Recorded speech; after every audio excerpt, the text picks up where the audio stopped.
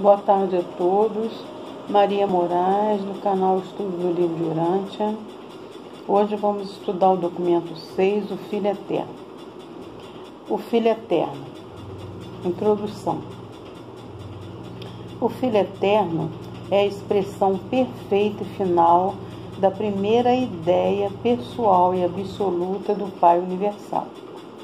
Consequentemente, em qualquer tempo e circunstâncias que o Pai se expresse a si próprio, pessoal e absolutamente, Ele o faz por meio do seu Filho Eterno, que sempre foi, é agora e sempre será a palavra viva e divina.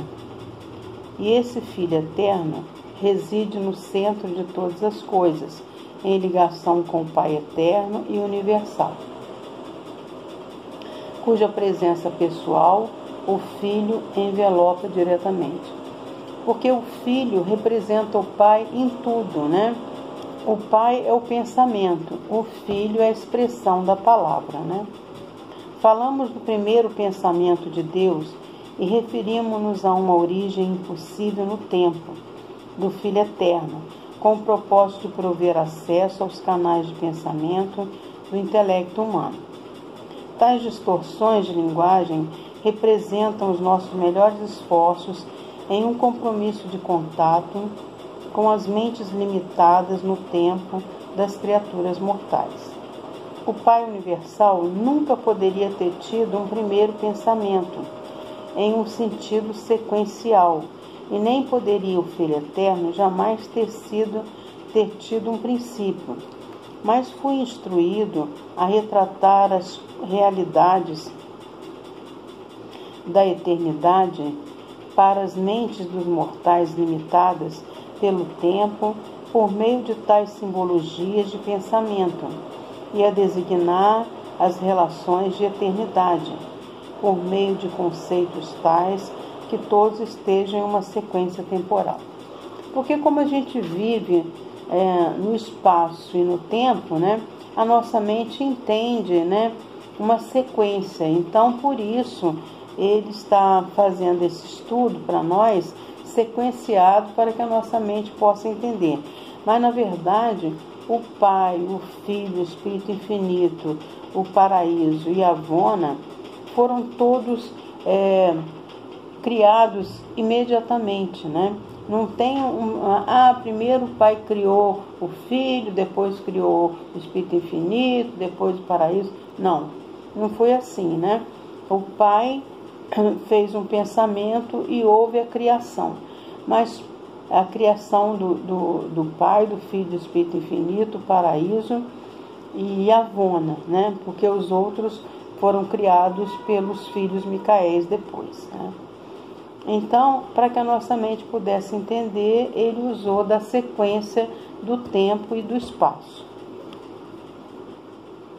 O Filho Eterno é a personalização espiritual do conceito universal e infinito da realidade divina do Pai do Paraíso, do seu espírito inqualificável e da sua personalidade absoluta, né? Então, o Filho Eterno, né, como é que a gente conhece uma personalidade, né? Quando eu olho para outra pessoa, né? Porque eu sei que a outra pessoa é uma pessoa para mim e eu sou uma pessoa para ela. Então, o Filho é a personalização que o Pai fez. Então, o Pai para o Filho é uma pessoa e o Filho para o Pai é uma outra pessoa.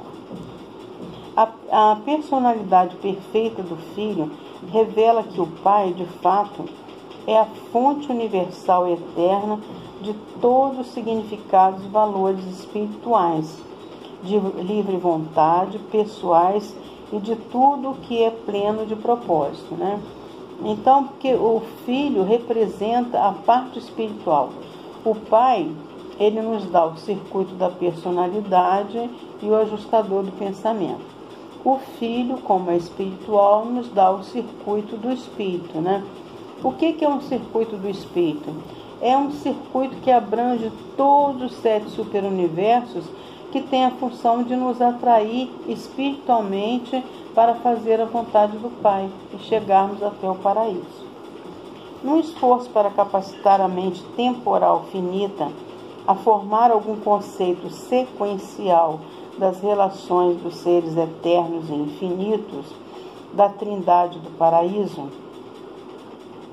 utilizamos tais licenças de concepção como a de referirmos-nos à primeira ideia pessoal, universal e infinita do Pai.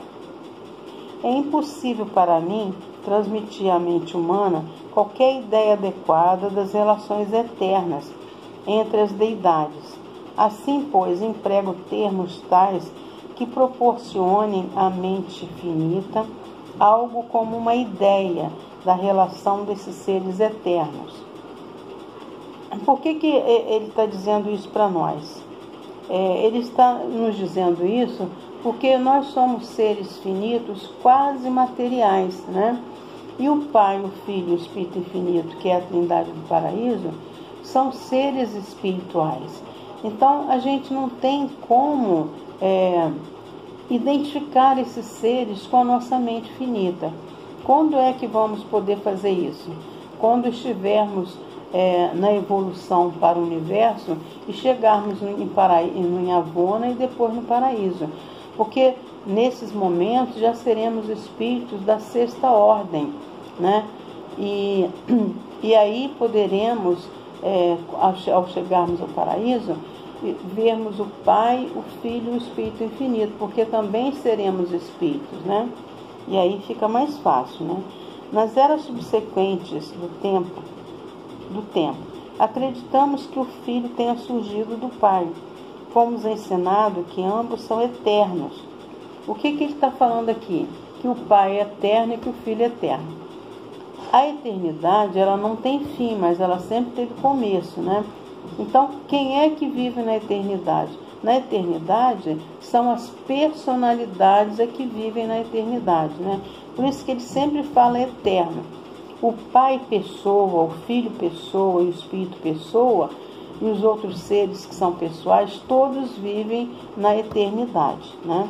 Quem vive na infinitude é só o Pai fonte, o Filho fonte e o Espírito Infinito fonte. Sem quaisquer restrições, ou seja, de modo inqualificável. Claro fica, portanto, que nenhuma criatura do tempo pode jamais compreender totalmente esse mistério que é um Filho derivado do Pai e que ainda assim seja coordenadamente eterno com o Pai. Bem, gente, a gente não pode esquecer que a primeira fonte centro que a gente conhece como Pai, ele tudo pode. Ele é onipresente, onisciente, onipotente. Então, tudo ele pode. Apesar da nossa mente não compreender como é que do Pai saiu um Filho, né?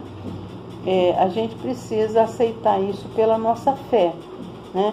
Porque isso é um assunto do nosso Pai Celestial, né? E nós, não, com a nossa mente finita, não temos capacidade para abarcar esse conhecimento no momento.